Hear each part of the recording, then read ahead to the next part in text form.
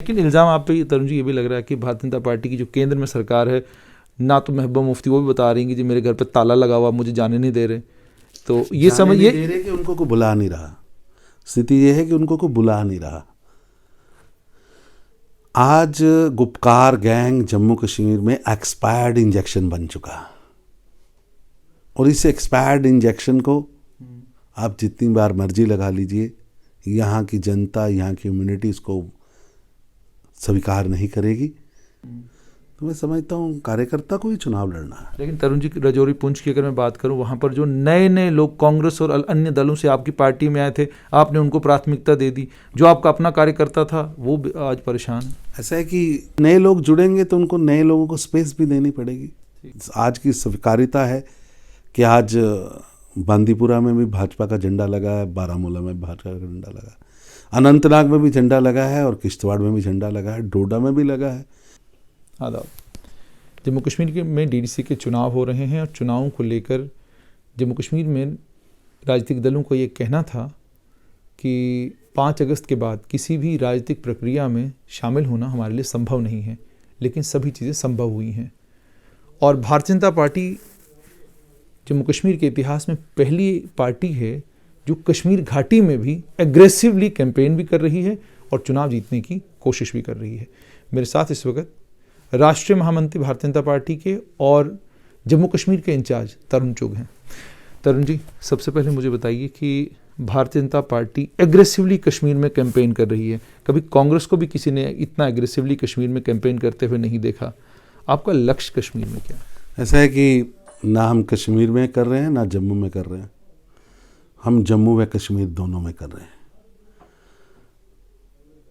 और यहाँ के मुद्दे, क्योंकि जम्मू कश्मीर को 7 दशक तक 2 परिवारों ने नूरा कुश्ती खेलते हुए लड़ा, और नूरा कुश्ती के माध्यम से लूटा है। आप देखिए, एक डायनेस्टी रूल चल रहा है। पहले शेख अब्दुल्ला साहब, फिर फारूक अब्दुल्ला साहब, अमर अब्दुल्ला साहब, शायद अभी को चुटकू अब्दुल्ला साहब भी आने वाले हैं। और उधर मुफ्ती साहब, महबूबा जी, अब एक बिटिया भी आ रही है।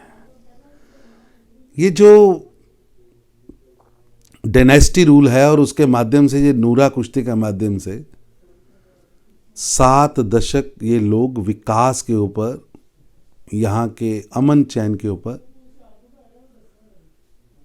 एक प्लाथी मारकर बैठे थे, रोक कर बैठे थे, दीवार बनकर बैठे थे। 370 ने 5 अगस्त 2019 को और 35 के टूटने के बाद एक नया वातावरण खड़ा हुआ। आप देखिए, वही बांदीपुरा, बारामूला, अनंतनाग, किश्तवाड़, राजौरी, डोडा, पुंछ, जम्मू, कठुआ, पुलवामा, हर जगह वोटिंग का आप परसेंटेज देखिए, 50 से 70% तक पोलिंग, लोगों का बाहर आना। और यहाँ तक कि कई टीवी चैनल्स ने दिखाया कि लोगों ने अपनी वीडियोस डाली कि मैंने अपने जीवन में पहली बार वोट डाला। उन्होंने 60-60, 70-70 साल के पुरुष व महिलाओं की वीडियोस डाली है जिन्होंने जीवन के अंदर पहली बार वोट डाला, क्योंकि उनके पास चॉइस ही नहीं थी। देश को तोड़ने वाले, देश को लूटने वाले, जम्मू कश्मीर को बर्बाद करने वाले लोग मिलकर चुनाव लड़ते थे। कोई बैटिंग पे रहता था, कोई बॉलिंग पे रहता था। वो बॉलिंग वाला बाद में बैटिंग पे जाता था, बैटिंग वाला बॉलिंग पे जाता था। इनका खेल हो रहा था और जम्मू कश्मीर की जनता पिस रही थी।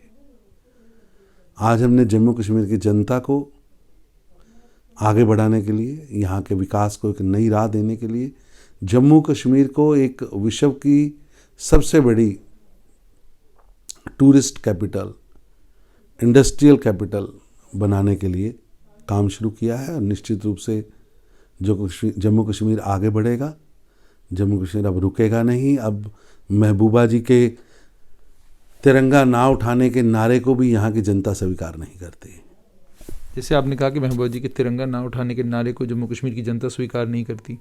डीडीसी के चुनाव को ऐसा माना जाता है जैसे मास्टर स्ट्रोक है, इस सेंस में कि तमाम राजनीतिक दल ये सोच रहे थे कि शायद आने वाले समय में असेंबली के चुनाव सीधे सीधे होंगे, लेकिन डीडीसी के चुनाव हुए। डीडीसी के चुनाव का असल में मकसद क्या है? क्या 370 के ऊपर इसको रेफरेंडम के तौर पर आप देखते हैं या आप सिर्फ इसको एक आम चुनाव के तौर पर देखते हैं? 370 पर रेफरेंडम उसी समय हो गया था जब गुपकार गैंग ने मिलकर हाथों में हाथ डालकर घोषणा की थी कि हम मिलकर चुनाव लड़ रहे हैं। उनकी घबराहट बता रही है कि उनकी दुकान बंद हो चुकी है और देश की, जम्मू कश्मीर की जनता ने 370 को जाने को और 35A के जाने को सहर्ष स्वीकार किया। मैं समझता हूं भारत के प्रधानमंत्री श्री नरेंद्र मोदी जी की सबसे बड़ी जीत है कि बुलेट के ऊपर बैलेट प्रभावशाली हुआ है और बैलेट पर लोगों का विश्वास बढ़ा है। बैलेट गेम चेंजर है, बैलेट नया नेतृत्व देगा और ये बैलेट उनके गांव का व्यक्ति, उनके मोहल्ले का बेटा, उनके वार्ड का बेटा वो चुन के भेजेंगे जो उनके जिले के निर्णय लेगा। जैसे आपने कहा उनके जिले के निर्णय लेगा, लेकिन देखने में ये आ रहा है कि इन डीडीसी के चुनाव में सभी बाहुबली उतर आए हैं। सभी बड़े से बड़े राजनीतिक नाम जितने जम्मू कश्मीर के हैं वो चुनाव लड़ रहे हैं। कश्मीर घाटी में भी स्थिति अगर ये बनती है कि नेशनल कॉन्फ्रेंस कश्मीर घाटी से बड़ी मात्रा में डीडीसी के चुनाव में जीतती है, क्योंकि people's alliance for Gupkar declaration में नेशनल कॉन्फ्रेंस एक बड़ा दल है, बाकी दल छोटे छोटे हैं, और भारतीय जनता पार्टी यहाँ से डीडीसी के चुनाव में जीत कर आती है, तो फिर ये जैसे आपने कहा कि लोग अपने लोग चुनकर भेजेंगे, तो अपने लोग तो कोई आए नहीं, इसमें तो सारे बाहुबली लड़ रहे हैं, सारे पूर्व नेता लड़ रहे हैं, आपकी पार्टी के पूर्व नेता लड़ रहे हैं। ऐसा है कि मैं समझता हूँ सबसे पहले लोग लड़ रहे हैं और चुनाव में उतरे हैं, इसलिए मैं उनको बधाई देता हूँ। और ये जीत है भारत के लोकतांत्रिक प्रणाली की, इलेक्शन की, ये जीत है हमारे कॉन्स्टिट्यूशन की, और ये हार है उन लोगों की जो कल तक कहते थे कि जब तक 370 और 35 से वापस नहीं होगा तब तक वो चुनाव नहीं लड़ेंगे।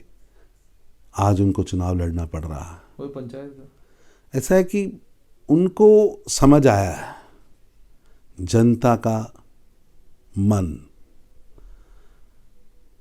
ये 50-60% वोट, लाइनों में खड़े होकर वोट, मन खोलकर वोट, ये कश्मीर की हिस्ट्री में, जम्मू कश्मीर की हिस्ट्री में कभी हुआ नहीं। जो हमने करके दिखाया ये विश्वास बढ़ा है। मैं समझता हूँ ये विश्वास ही डीडीसी चुनाव का सबसे बड़ा परिणाम है। तरुण जी, एक चीज़ आप समझना चाहूँगा, भारतीय जनता पार्टी को कार्यकर्ताओं की पार्टी कहा जाता है, लेकिन क्या वजह कि जम्मू संभाग में और कश्मीर में भी कई जगहों पर, जम्मू संभाग में तो ख़ास तौर पर आपने कार्यकर्ता छोड़ दिए, किसी का भाई चुनाव जीत लड़ रहा है, किसी की धर्मपत्नी चुनाव लड़ रही है। ये काम तो आप लोग खुद इल्ज़ाम लगाया करते थे, ये काम उन पार्टियों का है जो पिता पुत्र की पार्टी है, जो पुत्री की पार्टी है, या कांग्रेस के ऊपर ये इल्ज़ाम लगाया करते। आप इस रास्ते पे क्यों चल पड़े? आप तो कार्यकर्ताओं की पार्टी थे। ऐसा है कि चुनाव कार्यकर्ता लड़ रहा है। मैं पूछना चाहता हूँ, हमारे यहाँ नेता हैं निर्मल सिंह जी क्या लड़ रहे हैं? हमारे नेता हैं कविंदर जी लड़ रहे हैं? सतपाल जी हैं नेता लड़ रहे हैं क्या? शमशेर जी हैं लड़ रहे हैं क्या? सरदार नरेंद्र पाल सिंह जी हैं लड़ रहे हैं क्या? अब हमारा वार्ड का कार्यकर्ता, मंडल का कार्यकर्ता, जिले का कार्यकर्ता वो लड़ रहा है, और वो लड़ रहा है जिसका परिवार कई सालों से पार्टी के लिए मेहनत कर रहा है। तो मैं समझता हूँ कार्यकर्ता को ही चुनाव लड़ना है। लेकिन तरुण जी, राजौरी पुंछ की अगर मैं बात करूँ, वहाँ पर जो नए नए लोग कांग्रेस और अन्य दलों से आपकी पार्टी में आए थे, आपने उनको प्राथमिकता दे दी। जो आपका अपना कार्यकर्ता था वो आज परेशान है। ऐसा है कि हमने सबके लिए ये दरवाजे खोले हैं। भारतीय जनता पार्टी पूरे देश में एक बड़ी पार्टी बनी है। हम 3 करोड़ से 10 करोड़ बने थे और 10 करोड़ से 16 करोड़ बने हैं। ये 10 से 16 और 3 से 10 का जो सफ़र है, इसमें नए लोग कारवां की तरह जुड़े हैं। इसलिए जब नए लोग जुड़ेंगे तो उनको नए लोगों को स्पेस भी देनी पड़ेगी, और हम स्पेस दे रहे हैं। और आज की स्वीकार्यता है कि आज बांदीपुरा में भी भाजपा का झंडा लगा है, बारामूला में भाजपा का झंडा लगा है, अनंतनाग में भी झंडा लगा है, और किश्तवाड़ में भी झंडा लगा है, डोडा में भी लगा है, उन गांव में भी लगा है जहां कभी हम गए भी नहीं थे।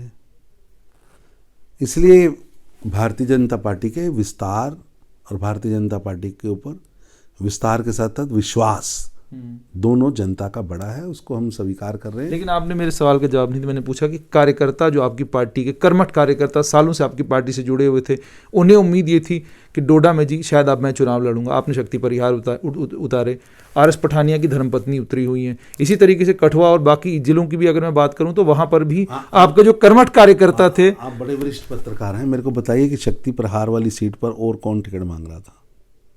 जहां तक आपने टिकट मांगे, ऐसा नहीं है। देखिए आपकी पार्टी में संगठन, वहां के रहने वाले हैं। नहीं तरुण जी, आपकी पार्टी में संगठन, पहले सवाल सुन लेना। आपकी पार्टी में संगठन महामंत्री जो आपके हैं वो ये तय करते हैं कि किस, क्योंकि उनके पास पूरी नब्ज होती है, उनको पता होता है कि कहाँ कौन सा कार्यकर्ता कितना मजबूत है। आपके पास तो पूरा टिवड़ा है सारे कार्यकर्ताओं का। ऐसा कि शक्ति प्रहार का नाम नीचे से जिले से तय होके आया, और जिले की कमेटी तय कर रही है, मंडल की कमेटी तय कर रही है, और प्रदेश की कमेटी तय कर रही है। तो शक्ति प्रहार कार्यकर्ता, उसको लड़ने से हम मना कैसे कर सकते हैं? मैं उनके कार्यक्रमों में होके आऊँ। इतने छोटे से चुनाव में 1000 डेढ़ हज़ार के लोगों का इकट्ठा होना और उनके अपने गांव के अंदर उनके कार्यक्रम होना। मैं सोचता हूँ आज फारूक अब्दुल्ला जी अपने गांव में कार्यक्रम करने की स्थिति में नहीं है, लेकिन शक्ति प्रहार वहाँ कार्यक्रम कर रहा है।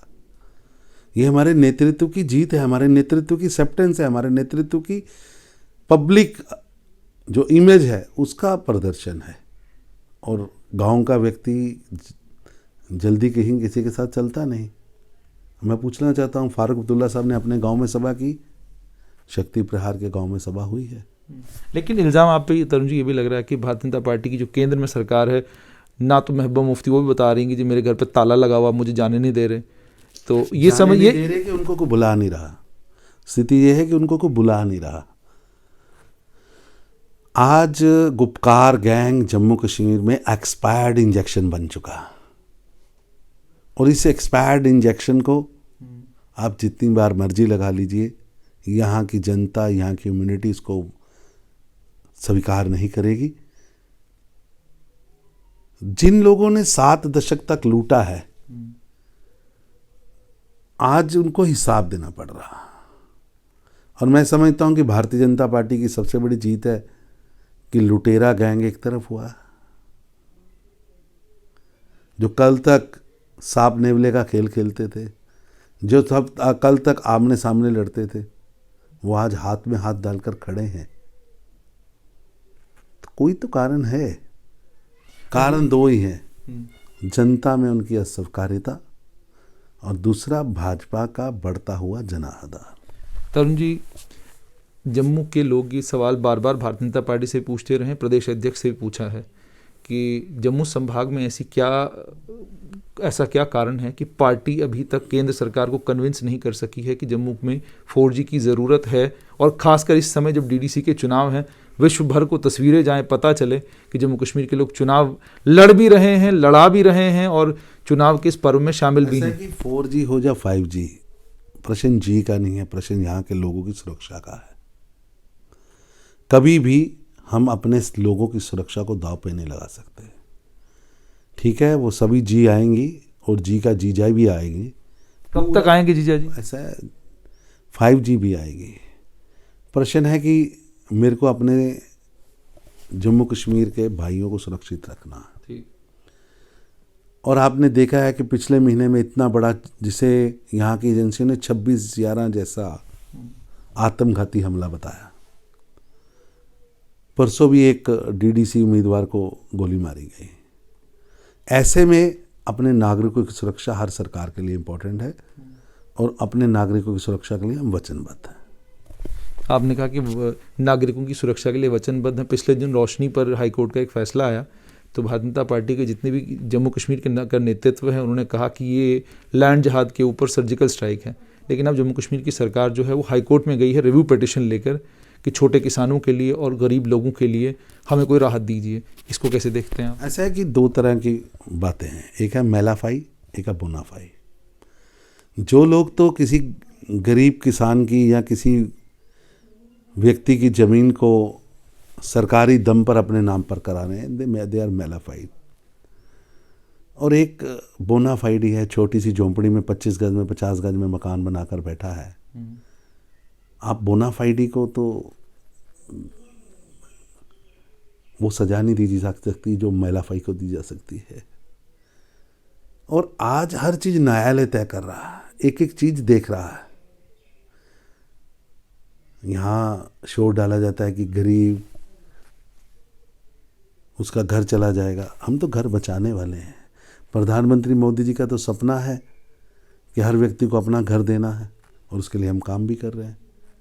हमारी सरकार गरीबों की सरकार है, और गरीबों की सरकार के नाते हमने जम्मू कश्मीर में इतना काम किया है। लाखों लोगों को शौचालय लगे, किसी से पूछा नहीं कि आप कौन सी जाति से हो, कौन से संप्रदाय से हो। रसोई गैस देते समय ये नहीं पूछा कि आपका धर्म क्या है, आप शिया हो, सुन्नी हो, सिख हो, हिंदू हो, बुद्ध हो, जैन हो, नहीं पूछा। अभी हमारी स्कीम चल रही है, हर घर में नल पहुंचाना है, नल से पानी आएगा। हर घर में बिजली पहुंचानी है। 50 करोड़ लोगों की हमने हेल्थ इंश्योरेंस की है।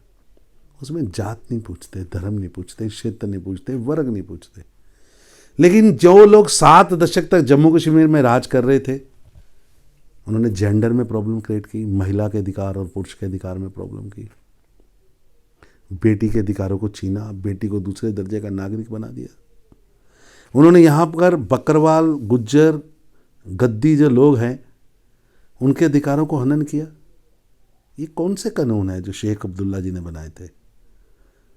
बेटी को अधिकार नहीं देंगे, गुज्जर को अधिकार नहीं देंगे, ये कैसे कानून है? जिससे मैं आज एससी का बेटा झाड़ू से अगदी नहीं चला सकता। अगर वो डॉक्टर बनना चाहता है तो पूरे देश में बन सकता है। आप क्यों रोकना चाहते हैं? उसको दास्ता की ओर कौन लेके जा रहा है? ये कैसा कानून है? हमने बदल दिया। आज जहां पूरी तेजी से देश आगे बढ़ रहा है, आप 1960 का श्रीनगर निकालिए और 1960 का बॉम्बे निकालिए। श्रीनगर तो 60-70 से वहीं खड़ा है, और बॉम्बे कहाँ पहुंचा, बेंगलोर कहाँ पहुंचा, हैदराबाद कहाँ पहुंचा। आज जम्मू में हैदराबाद बनने की कैपेसिटी नहीं है क्या? श्रीनगर में बेंगलोर बनने की कैपेसिटी नहीं है क्या? ये क्यों हनन हो रहा है इन चीज़ों का? और किसने किया है? किसने रोका इसको बनने में? किसने यहाँ के विकास को रोका? और प्रधानमंत्री श्री नरेंद्र मोदी जी का सपना है वो जम्मू कश्मीर को आगे लेके जाना है। आखिर सवाल तरुण जी आपसे, जम्मू कश्मीर के लोग जानना चाहते हैं कि भारतीय जनता पार्टी ने और ख़ासकर गृह मंत्री ने और प्रधानमंत्री ने दोनों ने वादा किया है कि जम्मू कश्मीर को पूर्ण राज्य का दर्जा दिया जाएगा जब समय आएगा। और अगर हम बिल भी देखें, उस बिल में भी बाज़ाब्ता तौर पर लिखा गया कि जम्मू कश्मीर को लॉ एंड ऑर्डर के कारण ही हमने यूनियन टेरिटरी बनाया है। तो तरुण जी, डीडीसी के चुनाव चल रहे हैं, इसके बीच में कुछ थोड़ा आइडिया देंगे कब तक? ऐसा पूर्ण राज्य का दर्जा और यूनियन टेरिटरी में कुछ ज़्यादा फर्क नहीं है, और ना ही रहेगा। पूर्ण राज्य का भी दर्जा ही है, और हम इसे किसी राज्य से कम भी नहीं मान रहे, उससे ज़्यादा मान रहे हैं। अधिकारों के मामले में इसको आगे आप बताइए, आरटीआई का कानून यहाँ क्यों नहीं चाहिए? क्योंकि फारूक अब्दुल्ला की चोरी पकड़ी जा सकती है, महबूबा की चोरी पकड़ी जा सकती है। हमने ऑफिसर्स को दंडित करना शुरू किया। 50 साल आपको लूट की फैक्ट्री मिली थी, और लूट की फैक्ट्री यानी जम्मू कश्मीर की गरीब का पॉकेट, गरीब की जेब काट रहे थे आप। आज चीज़ें सामने आएंगी, एक एक चीज़ सामने आएगी, और जिसने जम्मू कश्मीर के गरीब का माल खाया उसकी हलक से निकाल के सामने रखेंगे। अरे इतना बड़ा फ्रॉड, 25,000 करोड़ रुपया, और कर कौन रहा है? स्टेट का चीफ मिनिस्टर कर रहा है। रक्षक ही भक्षक बन गए। ये 2 परिवारों के अंदर लूटने की होड़ लगी। सर जी, पूर्ण राज्य निश्चित बनना है। जम्मू कश्मीर पूर्ण राज्य से कम नहीं है, आज भी नहीं है, निश्चित बनना है। धन्यवाद। तो आपने सुन लिया कि भारतीय जनता पार्टी के जम्मू कश्मीर के इंचार्ज तरुण चुग, उनका साफ तौर पर ये कहना है कि पूर्ण राज्य का दर्जा जम्मू कश्मीर को, जैसा बार बार कहा जा रहा है, जब समय आएगा दिया जाएगा। लेकिन बड़ी बात ये कि जो लूट जम्मू कश्मीर की होती रही है, भारतीय जनता पार्टी उस चीज़ को सुनिश्चित करेगी कि अब वो लूट एक तो ख़त्म हो, और जिन लोगों ने लूटा है उन लोगों को अकाउंटेबल बनाया जाए।